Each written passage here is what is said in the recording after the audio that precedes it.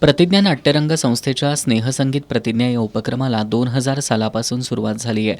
कलेच्या माध्यमातून संगीत मैफिलीचं आयोजन करून आजवर कित्येक जणांना मदत करण्यात आली आहे.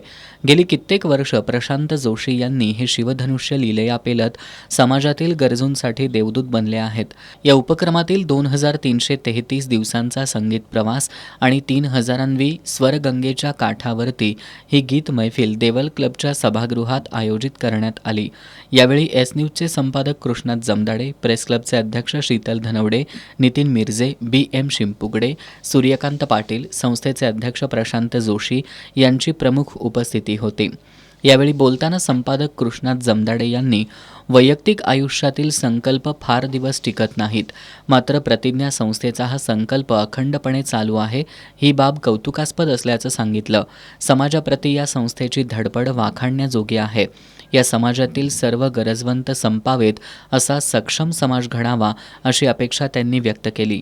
प्रेस क्लबचे अध्यक्ष शीतल धनवडे यांनी तळागाळातील गोरगरिबांसाठी प्रशांत जोशी कलेच्या माध्यमातून मदत करण्याचं कार्य करतायत, हे प्रेरणादायी असल्याचं सांगितलं. माणुसकी आणि दातृत्व हे कोल्हापूरकरांचं वैशिष्ट्य आहे. हा समाजसेवेचा वारसा असाच तेवत राहो, अशा सदिच्छा त्यांनी दिल्या. यावेळी नितीन मिर्जे, BM शिंपुगडे, सूर्यकांत पाटील यांनी सुद्धा मनोगत व्यक्त करत संस्थेच्या कार्याचा गौरव केला. यानंतर विविध कलाकारांचा आणि तंत्रज्ञांचा सत्कार करण्यात आला.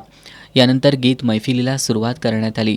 यामध्ये गणेश जाधव यांनी विठू माऊली तू, प्रशांत जोशी यांनी ग साजणी, चंद्रशेखर फडणीस यांनी दिल्या घेतल्या वचनांची, मिलिंद नाईक यांनी दाटून कंठ येतो, प्रीती देसाई यांनी रुपेरी वाळूत माडांच्या बनात अशा एकाहून एक सरस गीतांनी रसिक प्रेक्षकांना मंत्रमुग्ध केलं. काय तुझी माया सांगू श्रीरंगा, संसाराची पंढरी तू दिली पांडुरंगा, डोळ्यातून वाहे माय चंद्रभागा, डोळ्यातून वाहे माय चंद्रभागा, अमृताची गोडी आज आलिया भंगा विठ्ठला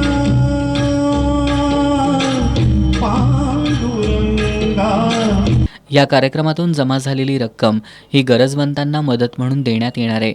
या संगीत मैफिलीसाठी निवेदक म्हणून अश्विनी टेंबे, जयश्री देसाई यांनी काम पाहिलं, तर ध्वनी संयोजन रमेश सुतार, प्रकाश योजना अभिजित माळगी आणि नेपथ्य सागर भोसले यांनी केलं.